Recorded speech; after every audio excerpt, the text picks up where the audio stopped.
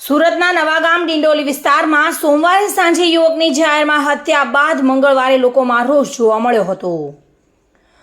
Navagam flyover bridge પર લોકોએ રસ્તો બ્લોક કર્યો હતો, સૂત્રોચ્ચાર કર્યા હતા અને હત્યારાઓને ફાંસી આપવાની માંગ કરી હતી। પોલીસે તર્ક આપવાનો પ્રયાસ કર્યો, પરંતુ જ્યારે કામ ન થયું ત્યારે તેઓએ લાકડીઓ સાથે ભીડનો પીછો કર્યો અને રસ્તો ખુલ્લો કર્યો હતો। મળતી માહિતી મુજબ નવાગામ ગણપતિ ધામ નગરમાં રહેતા વિશાલ યાદવ ઉર્ફે અતુલની સોમવારે સાંજે ઘાતકી હત્યા કરવામાં આવી હતી। આ ઘટના બાદ મૃતકના પરિવારજનો અને સ્થાનિક લોકોમાં ભારે રોષ જોવા મળ્યો હતો। મંગળવારે બપોરે લોકોમાં રોષ જોવા મળ્યો હતો। નવાગામ ફ્લાયઓવર બ્રિજ પર મૃતકના પરિવારજનો સહિત મોટી સંખ્યામાં લોકો ઉમટી પડ્યા હતા।